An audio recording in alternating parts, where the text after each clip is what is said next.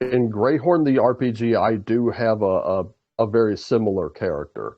Um, this one though, I'm not really like he's going to be part of the initial adventure, but then everything after that, because this is going to be a very expansive and sprawling world. I mean, you've Yeah. got three continents here. You've got Thula, which is going to be sort of like an analog for uh, current day Scandinavia.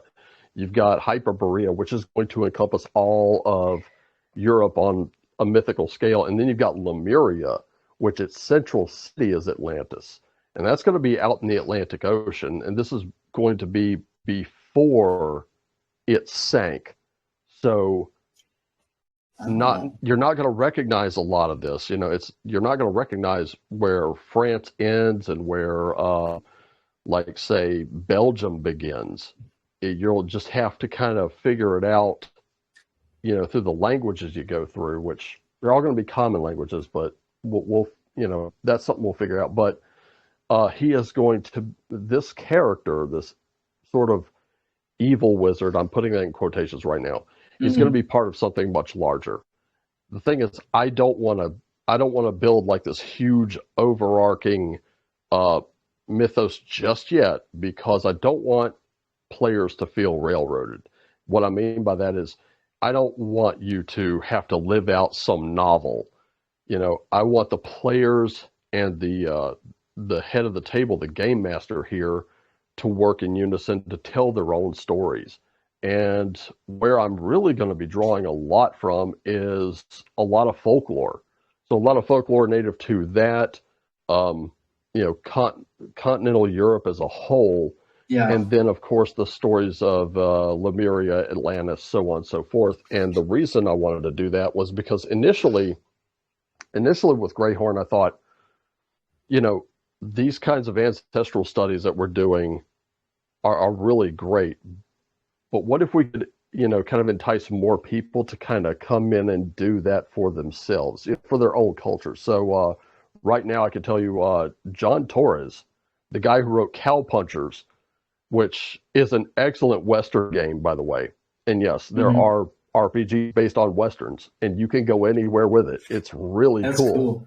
That's I, cool. yeah, I mean, if you get a chance, check it out. On Drive Through RPG, it's really awesome.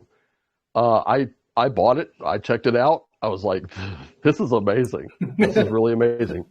You could tell like a Clint Eastwood spaghetti western, or you could go like Stephen King's The Dark Tower with it. Which, if you've never read it, I Oh, yeah, recommend. yeah, yeah. I Oh, have I have the books. I have read, yeah, I so think good. two of them. Started in the third. I don't have the set complete, but that's that's cool. That's cool. So you're Yeah, and also that's drawing from the more, let's say, more metaphysical, occult aspects of hmm those stories, those continents, our ancestry. yeah, and where I really kind of wanted it to focus was, and this was something that just kind of came up one day as I was looking through all this stuff, and I'm looking at like, just pieces of interpretive lore here and there. I realized I got an $8 book from Barnes and Noble sitting on my shelf, and I took it down and I started reading it, and I was like, these fairy tales that we've talked about, the things that I love them a lot. These Hmm. bits of folklore, those are super important, and they're more important than anything, and I'll tell you why.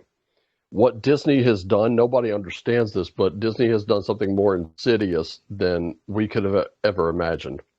And it's our fault because when they took these bits of folklore and adapted them for the screen, Yeah, they sanitized them. I mean, sanitized yeah. them all to It, hell.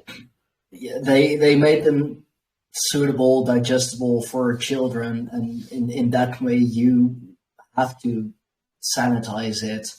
But Right. I guess that would take away a lot from the fairy tales and the impact it had, especially back when they were written, when they were really relevant, so to speak.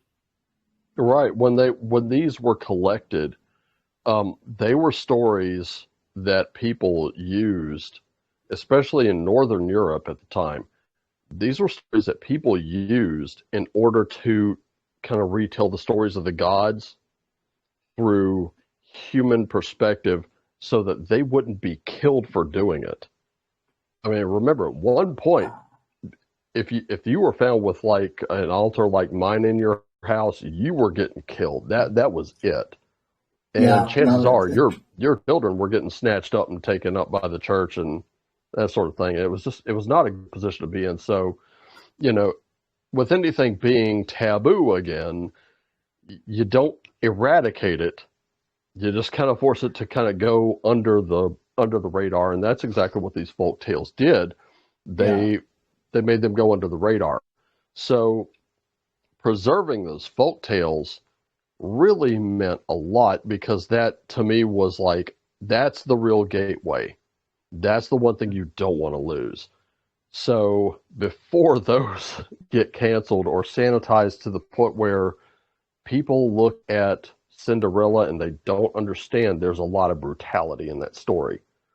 All you oh see yeah. is what Disney produced. And now you see what Amazon produced, and it's like, oh no, With because especially with like the new Lord of the Rings or whatever. oh I don't believe they even have the rights to the story or whatever. They just created their own and are calling it the Lord of the Rings.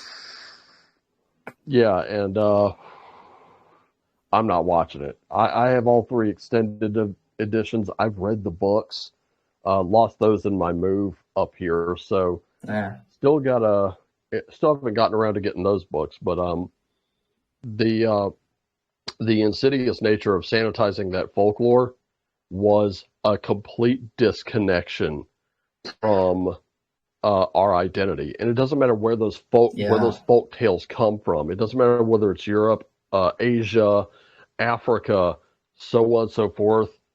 It disconnected people from their identity, and it's a long game to play, Yeah. but it's there.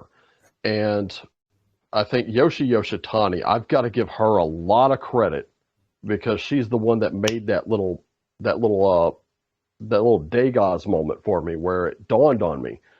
Hmm. Because I love her tarot deck, Tarot of the Divine, which all the cards, all 78 cards, are from one of those stories, whether it's Arthur and his knights, um, Oh, yeah. I've so seen on and so you forth. use that deck in your videos. Yep. It's a beautiful deck for sure. It's And, yeah. and believe it or not, it was a gift from my boss, and she just reconnected me right away with those. I was like, oh my God, this is amazing. And I had forgotten long ago about my love for those kinds of stories. I mean, I grew up on those stories. You know, Hmm. they were great. They whisked me off to faraway lands. They Jack and the Beanstalk, just as an example, showed me it's not that giants exist; it's that they can be defeated, and that's a lesson. These little lessons, you know, I've been slowly realizing in the past few years, and that's why I'm like, you know, you can't beat me. You know, No, you might win the battle, but you're not going to win the war. It's not going to no. happen. But she wrote a companion book called Beneath the Moon, and this book, she actually states this like she's half Japanese, like half of her family is Japanese, the other half came over on the Mayflower. So you have two Oh, disparate whoa. cultures here. And she said, you know, how do you reconcile two completely different cultures? Well, it's simple. What do they share in common? A love of stories. And so she went back and collected those stories. And each story is condensed to like one page. So it's very easily digestible. You get to see the images for each of those stories that she uses in the tarot itself, including one Keeley actually posted this sort of like image once, told the story of how the raven became black and Yeah, how the Native American story, indeed. exactly, and that's in there. So Oh, that's I'm cool. like, yeah, think of how now go back to what I was saying about Disney sanitizing these to the point where we're like, oh, those are just fairy tales. We're so dismissive of the doorways to our Yeah, respective cultures that it's no wonder when the TV tells us what we are, we just accept it. When the internet tells us what we are, we just accept it. And now we're at war with each other because there are some people that are like, wait, that's not right. That's a lie. And that they're goes being against what the TV and the internet and whoever may be in power told me. And exactly just like the time that, my catechism teachers were lying to me. And I was like, no, that's a lie. I have the evidence right here. You're lying to us. yeah, And of course, what rather than admit it and just say there may have been things we did not consider, you know, I don't want to say it was them who sent the rest of the kids after me, but it kind of had to come from somewhere, I'd say. So well, they didn't who stop it knows? either. No, they did. They certainly didn't. They did nothing to stop it. So, I've seen this pattern before. I know what it looks Yeah, like. The movie has the same thing. So now we're seeing it, but it's on a much larger scale than ever before. The media now has more power than ever, and they're trying to tell you, yeah, oh, those are just fairy tales. It's like, no, they're not. They are doorways to our cultural identities, which can make, they give us common ground upon which we can build. And that's the key thing.